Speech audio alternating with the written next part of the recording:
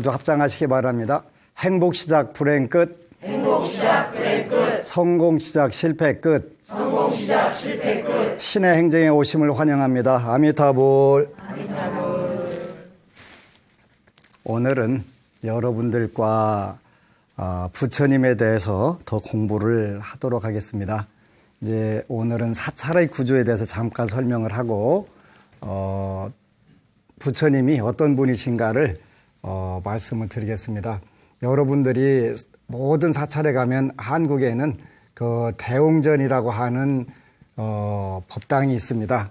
그래서 이제 한자로는 큰 대자에다가 그 수커둥자 쓰고 그 다음에 집전자를 써갖고 그 이제 대웅전 이렇게 되는데 그 대한민국의 모든 전이 대웅전이 다 있게 돼 있어요. 그래서 대웅전에는 어느 분을 모신 정각인가 여러분들이 이제 꼭 아셔야 돼요. 그래서 대웅전은 일반적으로 석가모니 부처님을 모신 법당을 그 대웅전 그렇게 표현하는 거예요. 그래서 대웅전이로구나. 그러면 석가모니 부처님이 주불로 모셔져 있는 법당이네. 여러분들이 이렇게 꼭 기억을 하시고 또 알려줘야 돼요. 근데 가끔가다 대웅전이라고 써놓고 석가모니분을 안 모신 절들도 있어요. 아미타불이나 이런 경우들이 있는데 일단은 법상으로 그러니까 모든 그 사찰의 구조상으로 반드시 대웅전에는 석가모니 부처님이 모셔져 있는 것이 정상이다. 이렇게 비정상도 있는 것이니까 정상만 있는 게 아니니까 그래서 석가모니 부처님을 모신 법당을 우리가 대웅전이라고 한다. 그러면 이제 그 석가모니 부처님을 그 주불로 다 가운데다 모시게 되면 양쪽 옆에 요즘으로 말하면 비서실장하고 경호실장이 따로 다니시게 돼 있어요. 그죠? 대통령 혼자 안 다니시잖아요. 그러니까 이제 석가모니 부처님이 여기 계시다. 그러면 그 좌우 보처라고 그래서 그 양쪽 옆에 반드시 두 분 보살님이 계시든가 부처님이 계시든가 이렇게 하는 거예요. 이제 부처님이 계신데 요렇게 이제 그 앉아 계세요. 앉아 계시니까 우리가 볼 때 그 오른쪽에는 문수보살님이 계시는 거예요. 문수보살님 계시고 왼쪽에는 보현보살님이라는 분이 계세요. 그 불자들 중에 이름이 생소할 수도 있어요. 그죠?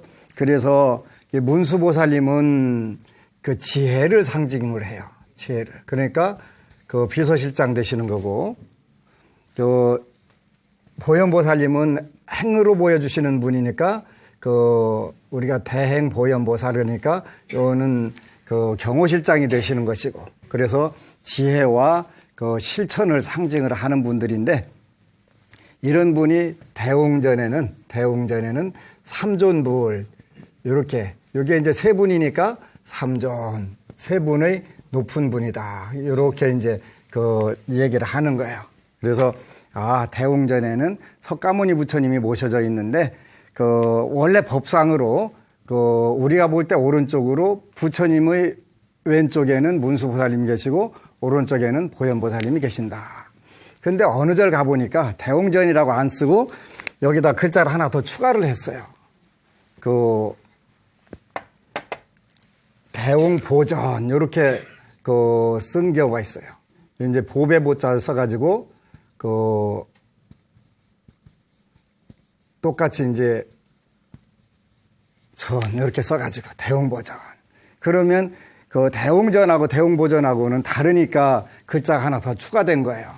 이 보자가 들어가느냐 안 들어가느냐에 따라서 이게 달라져요.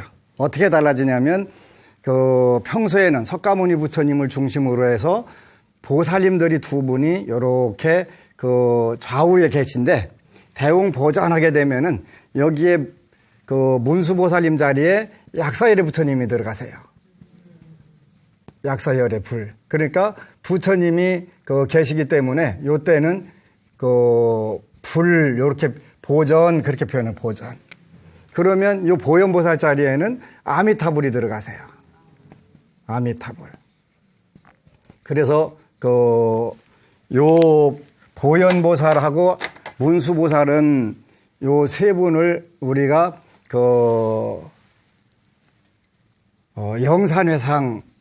영산회상 그렇게 표현해요. 영산회상.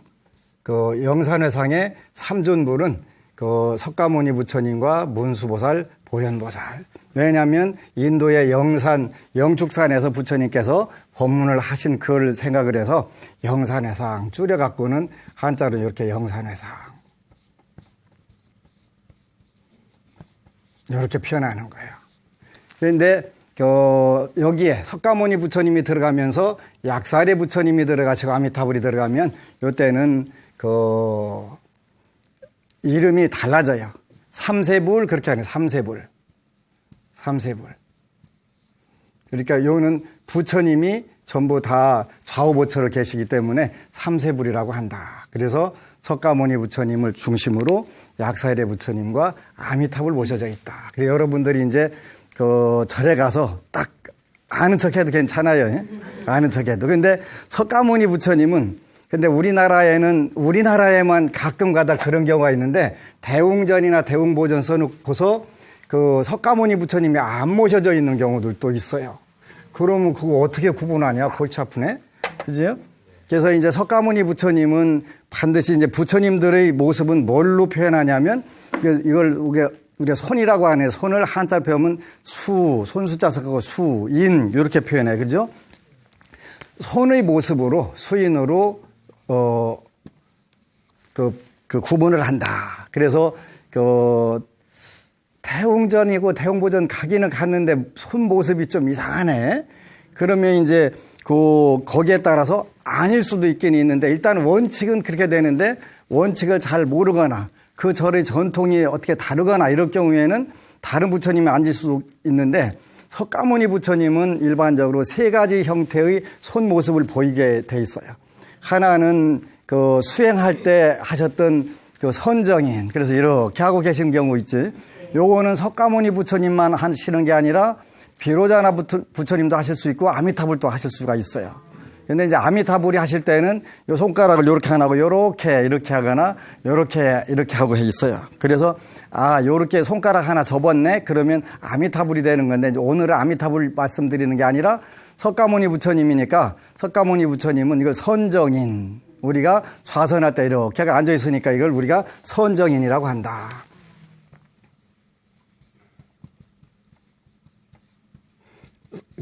좌선할 때 손 모습이다. 이렇게 해서 석가모니 부처님이 이렇게 하시는 거예요, 주로요.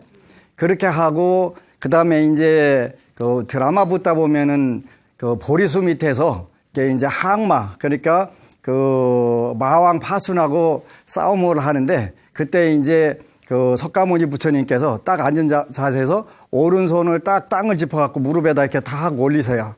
그래서 일반적으로 이렇게 앉아갖고 다 이렇게 내린 모습들 있잖아요. 이걸 우리가 항마 촉진 그렇게 한다. 항마 마귀를 마왕 파순을 항복받고 그다음에 촉지 지신에게 증명을 해라 그래갖고 항마 촉진 이렇게 표현해요. 그래서 일반적으로 한 손은 이렇게 배꼽 위에다 하고 한 손은 무릎 위에다 이렇게 내린 거 이걸 우리가 항마 촉진. 석가모니 부처님이시구나. 그리고 우리나라에는 많지 않은데 남방불교 가면은 선정인도 좀 있긴 있고 항마 촉진도 있고 한데 거의 어떤 불을 주불로 모시냐면 손을 요렇게 하고 요렇게 한 모습들을 주로 해요. 이게 이제 요렇게 하든 해놓고서 이렇게 하나 들고 요 오른손으로 이렇게 받치고 있는 거예요.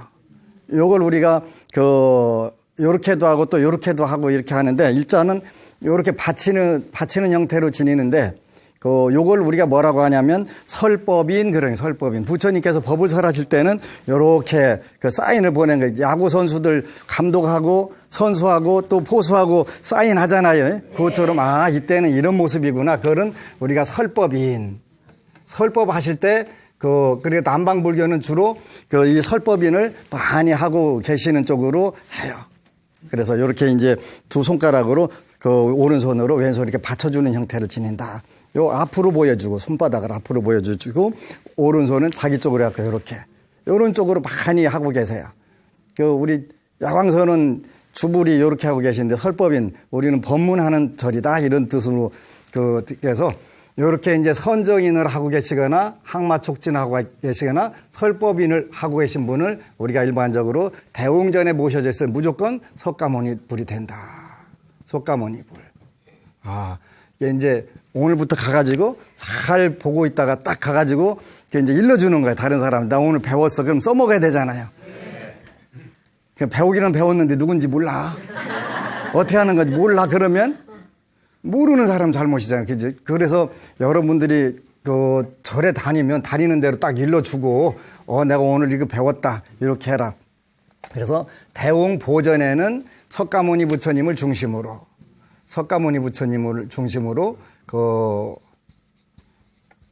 우리가 볼 때 오른쪽에는 약사일의 부처님이 모셔지고, 왼쪽에는 아미타불이 모셔진다. 이렇게 한 법당은 우리가 대웅보전이라고 한다. 대웅보전. 그렇게 삼세불이 모셔졌구나. 이거는 이름은 삼세불이라고 한다. 이렇게 여러분들이 이 정도는 알아야 아무리 교리를 많이 알고 그래도 가가지고 평생 절에 가도 저 부처님이 아미타불인지 석가모니불인지 보살인지 구분도 못하고 헷갈리고 앉아있으면 잘하는 게 절대 아니지. 아니 자기가 평생 믿어온 분이 누군지도 모르고 우리 속담에는 밤새 울고 누구 죽었나 뭘로 묻는다고 하는데 우리 대부분 불자들이 그런 경우들이 많은 거예요. 도대체 저 부처님이 아미타불인지 약사일의 불인지 그냥 평생 절에 다닌 사람도 물어보면 몰라. 그러지 몰라. 모르는 게 무슨 자랑인 줄 알고 그냥 당당하게 하지. 그러니까 우리가 이렇게 배워요. 대웅보전에는 석가모니 부처님과 약사일의 불과 아미타불 모셨는데 삼세불이라고 한다. 그러면 똑같이 아미타불하고 문수보살, 보현보살 요 경우는 삼세불이라고 하지 않지. 부처님이 세 분이 아니니까요. 요거는 영산회상 삼존불 그런 삼존. 부처님을 중심으로 해서 문수보살과 보현보살이 모셔졌다. 그래서 삼존.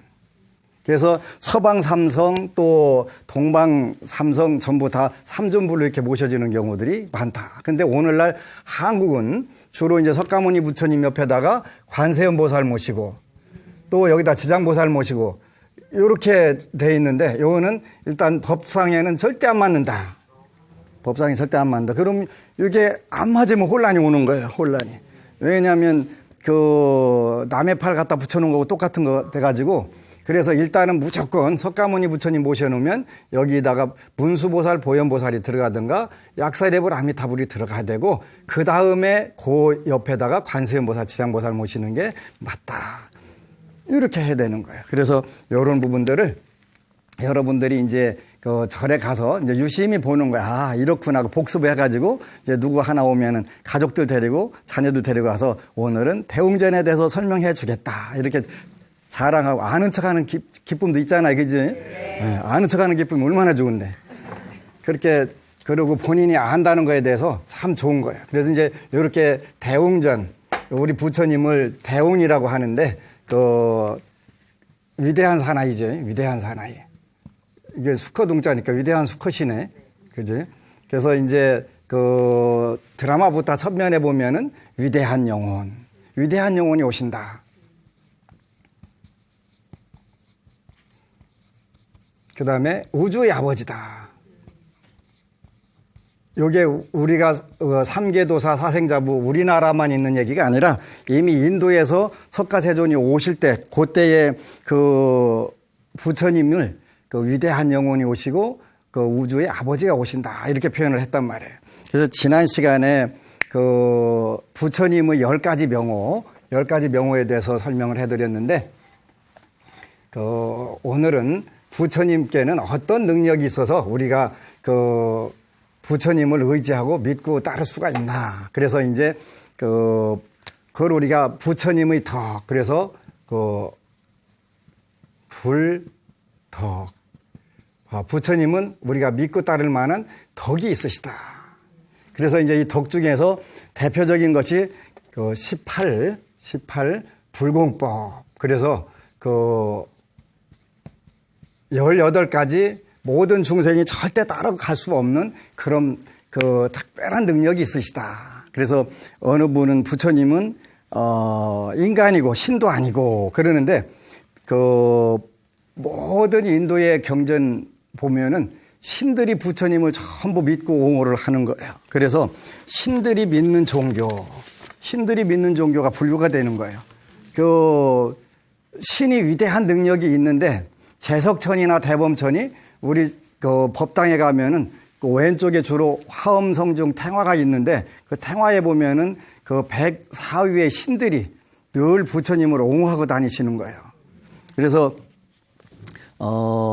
부처님은 신이 아니지만 신보다 훨씬 뛰어나기 때문에 요거를 우리가 18불공법이라고 하는데 구사론에 이르기를 모든 위대한 성문들도 제자에 대해 순경이나 위경이나 그 두 가지 섞인 경계에 대하여 기쁨과 걱정을 다 벗어났거늘 어째서 부처님의 벗어남만 불공불법이라 하는가. 이렇게 불공이라고 하는 같이 공유할 수 없는 독보적인 독특한 그런 뜻이 되는 거예요. 부처님만 이런 능력이 가지고 있는 거예요. 오로지 부처님만 이 세 가지 경계에 대한 기쁨과 걱정을 벗어나고 습기를 아울러 끊으셨기 때문이다. 또는 모든 제자들이 부처님을 따르거나 의지하여 부처님께 순종하거나 어기거나 그 두 가지 섞인 태도를 지닐 때는 깊은 기쁨이나 걱정을 일으키는 것이 당연하지만 부처님께서는 일으키시지 않으시니 회유하고 기특하다고 할 만하다. 하지만 그들이 모두 성문에 속하는 것이 아니므로 그러한 세 가지를 일으키지 않았다 하더라도 기특하다고 하지 않는다. 그러므로 부처님에게만 불공이라는 이름을 붙인다. 그래서 18불공법에는 이제 18가지 불공법이 있는데 여기가 이제 첫 번째가 심력. 10가지 힘이 있으시다. 부처님은. 우리 범부 중생이나 관세음보살, 지장보살도 가질 수 없는 아주 위대한 힘이 있는데 10가지가 있다. 두 번째는 사무소외라고 하는 두려움이 없다. 사무소외. 그 다음에 세 번째는 항상 편안하게 잘 머무르시는 힘이 있다. 그래서 네 번째는 자비의 힘이 있다. 그래서 합쳐보니까 10개, 14개, 17개, 18개네. 그죠? 그래서 요걸 우리가 18불공법. 부처님은 이러한 18가지 신이나 그 어느 누구도 가질 수 없는 능력을 가지고 계시기 때문에 우리가 18불공법을 가졌다고 한다. 그래서 요거는 이제 열의 심력. 그런데 열에만 가지고 있는 10가지 힘이 있다.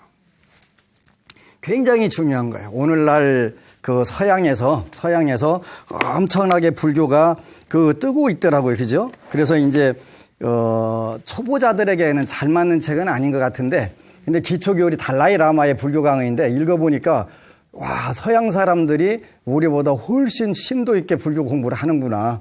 왜냐하면 영문으로 된 서적이 이렇게 번역이 돼서 나왔는데 부티즘인데, 그게 이제 남방불교, 북방불교를 전부 분석을 해가지고 우리가 공부하는 기초교리들이 전부 다 들어있는 거예요. 왜 삼보에 귀하느냐부터 삼법인, 사성제 이런 쭉 되는데, 야, 정말 멋지다.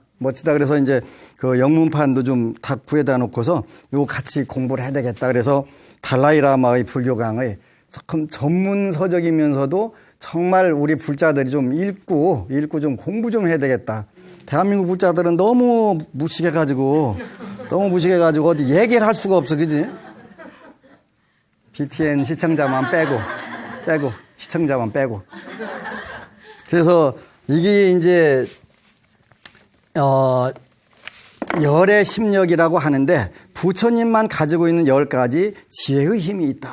그래서 이제 요 하나하나 설명해 드리더라도 진짜 부처님을 안 믿을 수가 없네. 이렇게 되는 거예요. 부처님은 신이 아니고 그러는데 천상계의 구조를 알게 되면 신이라고 하는 게 우리가 궁극적으로 귀의처가 될 수가 없네. 왜 그러냐면 신도 질투가 있고 교만한 마음이 있고 번뇌가 있는데 그렇게 자기 자신도 삼계를 벗어나지 못했는데 부처님은 벗어나신 분이기 때문에 이런 걸 모르니까 자기가 아는 부분에서 이렇게 최고라고 다 고집을 하는 거지. 우리가 이제 번뇌 망상 중에 그 사옥이라고 하는 게 있고 이 사옥은 뭐가 사옥이냐면 탐진치 반의 요걸 탐심, 분노, 우치, 교만, 의심 이걸 우리가 그 사옥 이렇게 표현하는 거예요. 그 다음에 사옥이 있는가 하면 우리가 잘못 아는 그 부분이 있는데 그걸 우리가 견혹 이렇게 표현을 해요. 요 견혹 중에서 자기가 아는 것이 전부 최고 사실은 유치원 과정인데 자기가 박사 과정인 줄 알고 착각하는 거 그런 게 있어요. 그걸 우리가 견치견 그렇게 얘기를 해요. 그 견치견. 그러니까 아주 열등한 생각인데 거기에 그 이상은 절대 없다. 자기가 아는 게 전부다라고 착각을 하고 사는 거. 그러니까 그런 사람한테는 아무리 얘기해도 알아들어요? 못 알아들어요? 못 알아요. 지가 얼마나 무식한지 모르니까. 일반적으로 고집 센 사람들이 뭐가 나쁘냐면 머리가 나쁜 거예요. 지가 하는 것이 전부라고 생각하고서 박박 얘기니까 부부간에 싸울 때도 조심하세요. 내가 고집 세다 그럼 무슨 뜻이다? 머리가 나쁘다 그런 뜻이에요. 말귀를 못 알아들으니까 그냥 박박 아니 틀린 것도 갖다 죽으라고 얘기하면 어떡해요. 그러니까 맨날 눈탱이 밤탱이 될 수밖에 없지. 안 되면 말이 안 되면 주먹 나가지 어떡하겠어 그지? 답답하고 폭폭한 거예요. 그래서 그 자기가 아는 것이 전부가 아닌데 그러니까 오늘날 서양의 그 최고 지성들이 불교를 공부해 가면서 이런 것이로구나 불교를 연구해 가지고 정말 너무 잘 공부를 하는 거예요. 이게 이제 그 부러운데 열의 심력 중에 첫 번째가 18가지 첫 번째 열의 심력. 부처님은 10가지 아주 특별한 힘이 있다. 그래서 첫 번째가 그 한자로 표현하면 요게 이제 그 간치차인데 그 처비처력 그래갖고 그 처비처지력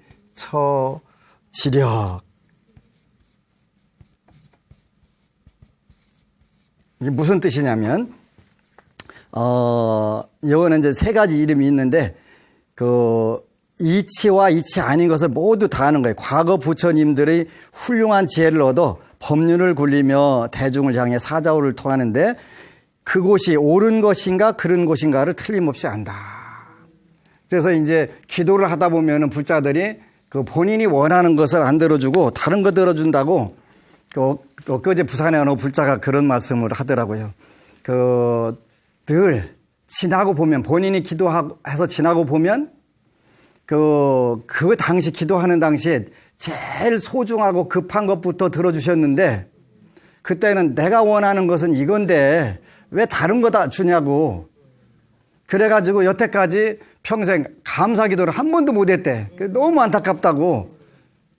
나는 이것만 해주면 되는데 부처님 볼 때 그거보다 더 좋은 걸 주실 경우도 있고 더 급한 걸 주실 때도 있고 한데 나는 그리고 오로지 저거 아무리 나쁘건 말거나 그냥 쉰 밥이든 썩은 밥이든 그거 주시오. 그런데 부처님 볼 때는 안 되니까 더 좋은 거 주는데 그거를 못 받아들이는. 그래서 늘 생각해 보면 내가 그래서 평생 감사 기도들을 한 번을 못 했구나 이런 안타까움이 있다고 하더라고요. 근데 부처님은 그 처비처력 그러니까 이것이 제대로 된 것인지 제대로 된 것이 아닌 건지를 정확하게 안 되는 거예요. 안 되는 거예요. 그러니까 이게 보통 중요한 게 아니에요. 보통 중요한 게. 그러니까 여러분들이 그 이야기를 여기서 해야 될지 안 해야 될지 구분이 안 돼 갖고 하고 나서는 싸움도 하고 서로 왼수도 되고 많이 하잖아요. 근데 부처님은 거기에 정확하게 그 처처에 맞게 하는 지혜가 있다는 거예요. 모든 부분들, 우주 삼라만상의 모든 부분 다 하시면서 그러는 거예요. 부처님은 일체지자. 그래서 그 지난 시간에 부처님은 10가지 명호 중에서 세간해라고 하는 이름이 있었어요. 그 세상 일에 대해서 모르는 게 없으시다. 부처님이 얼마나 멋쟁이시냐면 부부간에는 때때로 그 여인들은 액세서리를 좋아한다. 그래서 액세서리를 사줘라 이렇게 하셨어요. 오늘 가서 싸움은 하지 마세요. 너 왜 액세서리 안 사주냐고. 근데 사주면 약발이 되게 잘 뜯는다. 약발이 잘 뜯는 거예요. 그래가지고 코도 하나 뚫어주고 요즘은 배꼽에다도 달고 댕기대. 배꼽에다가도 하나 달고 댕기고 액세서리 약하다. 그렇게 요거를 전부 다 아시는 거예요. 세간에. 그래서 이제 금강경에 보면은 수보리 안 한 존자에게 아라한 존자인 수보리 존자에게 야야 요 때는 요렇게 해야 돼 저렇게 해야 돼 27번에 대해서 설명을 해 주시는데 그걸 우리가 뭐라고 하냐면 진사옥 그렇게 진사옥. 약자로는 이게 먼지 진자인데 먼지처럼 많은 혹이 있다. 어리석음이 있다. 누구에게 있냐면 아라한이 보살로 넘어갈 때 보살에게 이러한 미혹이 있다. 왜 그러냐면 중생들을 교화하려니까 별의별 걸 다 해줘야 돼. 관세음보살 보문품 보니까 뭐 달라고 하면 뭐 줘야 되고 뭐 때로는 자녀 달라고 하면 자녀 줘야 되고 이쁜 마나님이나 남편 달라고 하면 줘야 되고 다 줘야 되니까 보살로서 고민거리가 너무 많다. 근데 그거를 전부 다 하시는 분은 세간의 부처님이시다. 이렇게 보살은 관세음보살, 지장보살님은 여러분들이 원할 때마다 저걸 어떻게 해줘야 되나 잘했다고 소문나실까 요거를 늘 고민하시기 때문에 그걸 우리가 진사혹 이렇게 표현해 진사혹. 먼지 진짜고 모래사자고 이렇게 보살도 고민거리가 많으시다. 많을 거예요. 그지? 얼마나 많으시겠어요. 한쪽에서는 와가지고 가물어서 안 된다고 벼고게 해달라고 하면 옆집은 아니라고 나 행사 있다고 다음에 좀 오게 하면 안 되냐고 맨날 그러니 어느 장단에 춤을 추겠어요. 그러니까 이게 진사옥. 그래서 부처님은 열의 심력 중에서 처비처력. 어느 것이든지 전부 다 아는 힘들이 있기 때문에 거기에 정확하게 맞게 무엇이든지 해줄 수가 있다. 그렇게 너무 멋진 거예요. 우리는 이 범부 중생들은 그런 힘들이 없기 때문에 늘 문제가 되는 것이지. 그 중에서도 일체 인연 과보. 특히 이제 우리 불교는 인연 과보에 대해서 잘 알아야 된다. 그러죠? 인연 과보. 여러분들이 기도를 하고 하다 보면은 그때 그 일이 왜 벌어졌을까? 요게 이제 자꾸 감지가 되는 거예요. 이 인연 과보가 미세하게 감지되는 능력들이 생겨요, 여러분들이. 그래서 기도를 하고 수행을 하게 되면 이런 인연 과보의 정해진 모습을 정확하게 알 수 있다. 부처님은 이걸 다 아시기 때문에 때로는 한 번은 이제 부처님 전에 13살 먹은 애가 왔는데 갑자기 법문을 하시는 거예요. 죽음에 대해서 법문을 하시는 거예요. 야, 죽음이라는 건 뭐냐면 이런 거야. 그래서 부처님 왜 그러세요? 그러니까 쟤는 조금 있다 죽는다. 그런데 금생에 죽어야 된다. 신의와 명의 차이가 있는데 명의는 무조건 살리는 것만 알면 명의가 되고 죽어야 될 때 죽을 사람한테 죽게 놔두는 것은 빨리 그 업을 벗고서 다시 환생을 할 수 있도록 해주는 거지. 그걸 우리가 신의. 그거는 아주 영험한 의사가 되는 거다. 옛날에 어떤 신의가 계셨는데 출타를 하면서 제자한테 이제 오늘 누가 오면 절대로 약 처방해주지 마라. 약 처방해주지 마라. 그랬는데 환자가 하나 왔는데 자기가 충분히 낚일 수 있는 자기가 잘하는 전문 분야에서 딱 환자가 온 거예요. 아이고 잘됐다. 딱 약을 줘준 거예요. 부잣집 외동아들이 죽는다고 난리 났는데 살려놓은 거예요. 네가 오늘 업 크게 졌다. 오셔갖고 그러는 거예요. 그 집이 이제 절단 났다. 그러니까 때로는 요런 힘들, 인연 과보를 정확하게 알아가지고 하는 것인데 명의는 그냥 잘 하긴 하는데 살리는 데는 다인데 이건 죽어야 될 때 죽게 놔두는 것은 신이고 살리는 걸 잘하면 명의가 되고 요 차이가 있는데 부처님은 이런 부분들에서 인연 과보에서 이 경우는 어떻게 된다 이거를 아신단 말이에요. 인도 당시 부처님 전에 이제 공양을 초청을 했는데 그 부자가 자식이 없어요. 자식이 없어가지고 집에서부터 저 동네 밖까지 레드카펫을 쫙 깔아놓고서 만약에 부처님이 이 레드카펫을 밟고 오시면 내가 자손을 둘 거다. 그런데 레드카펫에 딱 오시더니 딱 서갖고 안 움직이시는 거예요. 하나하나 이거 거둬라. 그래가지고 이제 그 장자가 부처님 왜 레드카펫 그냥 쫙 밟고 오시지 거두라고 하셨어요. 그래서 이 레드카펫은 너의 자녀를 두려고 하는 마음이 들어있는데 너는 전생에 어디 가서 물고기를 잡는데 씨를 말려서 그때부터 세세생생 자녀를 둘 수가 없었다. 부자로 태어나긴 태어났는데. 그런데 금생에도 네가 자녀가 없기 때문에 내가 레드카펫을 바를 수가 없다. 이리 하시는 그렇게 인연과보를 정확하게 다 아시는 부분이에요. 이렇게. 근데 굉장히 중요한 거예요. 인연과보를 다 안다는 게. 무슨 사람이 사람을 믿냐고 하는데 사람도 사람 나름이지. 사람도 사람 나름이에요. 그거 굉장히 중요한 거예요. 지난 2월 두 번째 토요일 날 우리가 이제 1년에 2번 방생하는 자라방생을 했어요. 근데 요즘 날씨가 아주 고르지 못하고 되게 추워요. 힘들어요. 그래서 근데 이제 일기예보를 보니까 금요일부터 월요일까지 계속 비가 온대, 논스톱으로. 그러니까 이제 토요일 날 행사를 하는데 토요일 날 논산 비 무지 많이 온대. 근데 많은 분들 중에 소수가 걱정을 하는 거예요. 스님 비 오면 어떡해요? 언제? 내일 걱정을 왜 오늘 해? 그지? 내일 걱정 내일 하면 돼. 오지도 않은 거 끌어다가 왜 걱정을 해? 늘 이야기하지만 복이 없는 사람은 걱정으로 지새우는 거예요. 걱정으로. 허다못해 하늘이 무너지면 어떡할까? 이 걱정까지 하는 거지. 운이 없는 사람도 늘 걱정만 하는 거예요. 걱정만. 내일 걱정 내일 하면 돼. 신경 쓰지 마. 그리고 네가 왜 신경 써 날씨를. 날씨는 내 맘대로 할 수 없지만 신경 안 써도 돼. 그랬는데 그날 비가 안 왔어요. 비가 안 오는 것만 문제가 아니라 300명이 점심을 먹어야 되는데 추면 난리 나요. 근데 그날 논산의 온도가 22도는 올라갔거든요. 22도. 그것도 섭씨로 22도 올라가니까 더워서 손바지 입고 이제 강가에서 손바지 벗으면 또 죽지. 땀들 많이 흘렸다. 그러니까 내일 걱정은 내일 하면 돼. 신경 쓰지 마.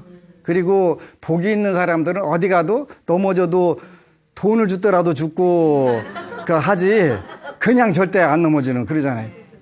복을 질 마음이 있다면 된다. 근데 아무런 능력이 없는 우리 부자들도 겨울 속에서 그 다음날 일요일 날 비가 얼마나 오는지 그것도 그날이 이제 방생 마치고 육군 훈련소에 가서 수계식 마치고 나니까 3시 반쯤 됐는데 이때부터 비가 쏟아지기 시작해요. 차를 다 타고서 서울 부산 출발하는데 앞이 안 보이게 비가 오는 거야. 그지? 그러니까 뭐라고 해? 부처님 백 진짜 좋다 그러죠. 진짜.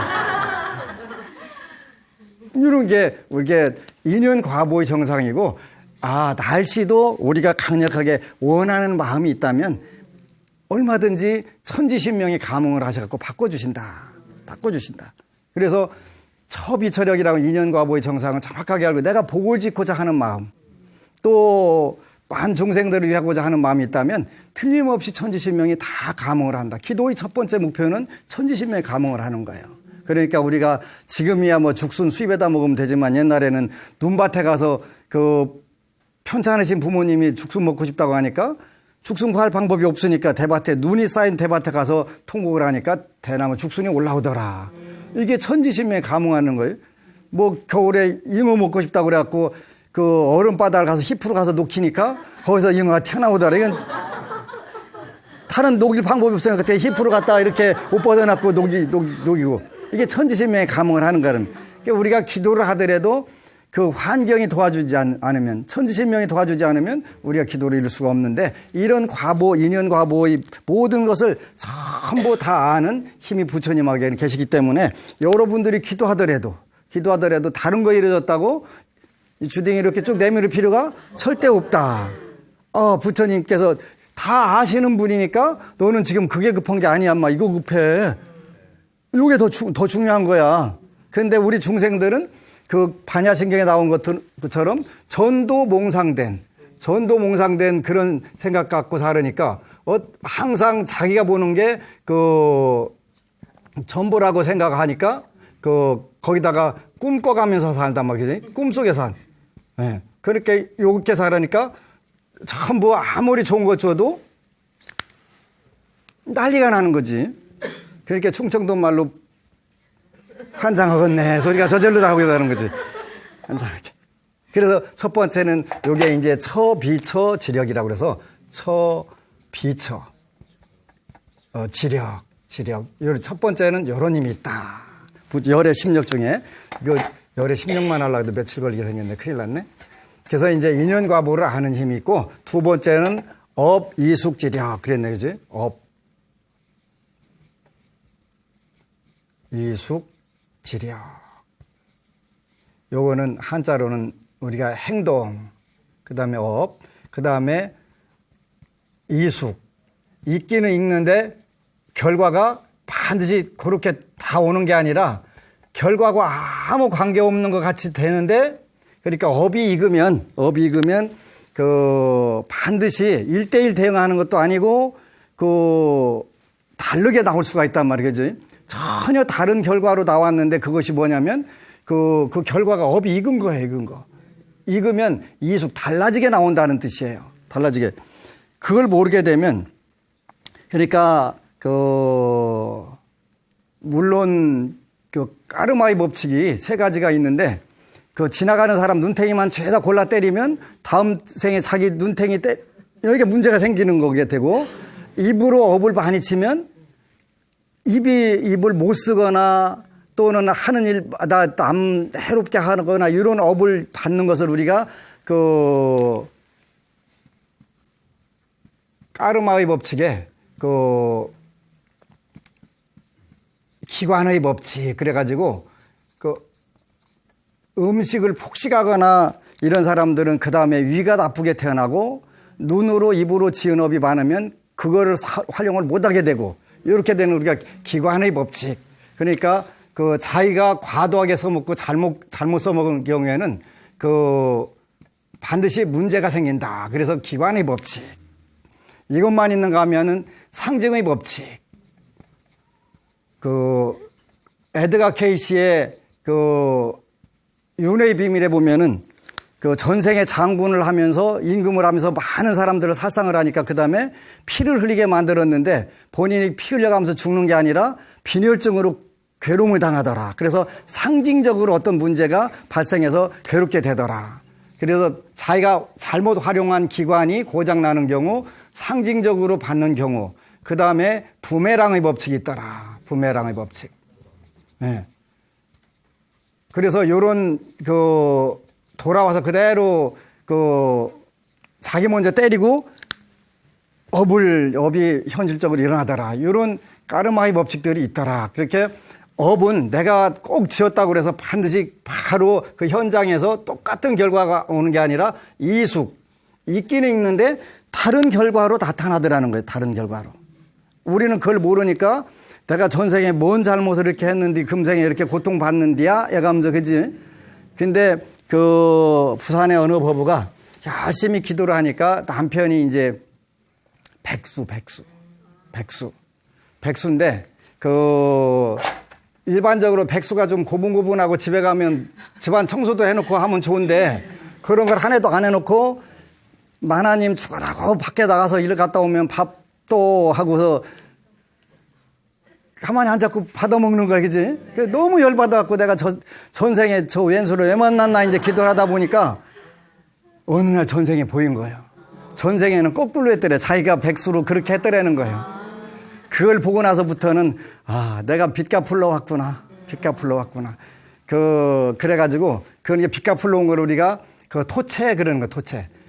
채무를 토해내러 왔다. 토해내러 왔다.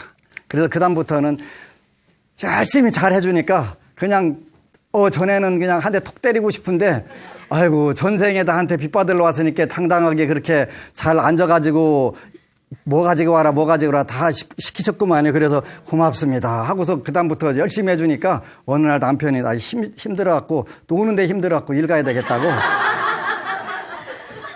노는데 힘들어갖고 이렇게 우리 업의 이숙 그걸 본인이 부처님은 다 하시는데 여러분들은 모르니까 원망하는 거잖아요. 그지? 네. 어제는 어느 법우님이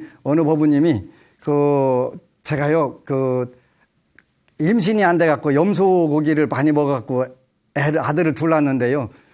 그 속 안 썩여 그랬더니 엄청 속색이지요.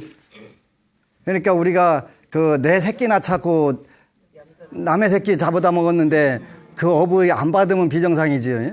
그래서 참회 기도를 많이 하세요. 이렇게 얘기를 했거든요. 이렇게 이런 부분들이 많이 있는 게 업, 이숙, 지력. 근데 이제 여러분들이나 저나 모르니까 저지를 때는 그냥 신난다고 저질러 놓고 그 다음에 의도 터질 때는 이제 괴롭고 힘들지요. 조심해야 돼요. 조심해야 돼. 그래서 이 18불공법 중에서 이제 2가지였는데 언제 다 끝난대? 그래서 그 여러분들이 이렇게 하나하나 왜 부처님을 믿을 수밖에 없나? 이제 아직은 제가 대천 앞바다 가서 모래알 2알 정도 집은 것이 이렇게 위대한데 다 알면 얼마나 멋질까? 그냥 늘 설레고 너무 기쁜 거예요. 그냥 법렬에 사는 거예요. 그래서 이런 불교를 안 하고 뭘 할 건가 하는 생각이 들어서 급해요. 요즘에 그 불자들이 저한테 오셔가지고 스님 제가 법문 들을 때 신행증 들을 때 ARS 꼭 눌러요. 그래 정말 잘하시는 일이에요. 제가 그렇게 칭찬을 해드리고 그 다음에 축원해요. 당신이 원하는 바가 모두 원만성취되기를 그렇게 제가 하거든요. 왜 그러냐면 캐나다에서 신행증을 듣고서 요즘에 자기 가슴이 펑 뚫어져가지고 너무 좋다는 거. 나 불교 보고 뭐 믿는 종교야? 그러면은 불법승 개 부처님 왜 믿는데? 윤리도덕적으로 완벽하고 모든 부분 이렇게 갖추셨잖아. 이걸 알았다는 거예요. 어떻게 알았어? 그랬더니 신행증 보고 알았대. 그러니까 캐나다 토론토에서. 그러면 이 방송이 더 멀리 전 세계 곳곳 다 퍼지려면 어떻게 된다? 여러분들 ARS가 한 통화가 그렇게 소중한 거예요. 소중해. 그래서 꼭 그 ARS 060-800-700 눌러주시고 또 저는 이제 여러분들에게 제안하는데 ARS 100만인 운동을 해서 여러분들이 100만 명이 한 달에 한 번씩만 눌러주면 50억이 돼요. 여러분들이 눌러주셔야 돼. 그래서 제가 여러분들 간곡하게 부탁하는 거는 우리가 불교 정말 컨셉에 맞는 광고들을 해야 되는데 경제적 능력이 없으면 그게 되지 않는 거예요. 그래서 우리 시청자들이 꼭 ARS 100만인 그 운동을 해서 기회가 될 때 눌러주셔가지고 불교 텔레비전 방송 BTN이 그런 경제적으로 자립을 하고 광고주들이 와서 제발 해달라고 부탁할 수 있을 정도로 만들려면 여러분들이 적극적인 협조가 필요해요. ARS 060-800-7000 꼭 부탁을 드리고 이 공덕이 캐나다 토론토뿐만 아니라 전 세계 우주법계까지 퍼져나갈 수 있도록 여러분들이 많은 협조 꼭 부탁드리고 또 그 부분에 대해서 제가 늘 축원을 합니다. 소원 성취 잘하고 주머니를 빵빵하게 채워놓으시고 쏘세요 하면은 그냥 백지수표로 날리시기를 축원합니다. 아미타불. 그리고 여러분 사랑합니다. 고맙습니다.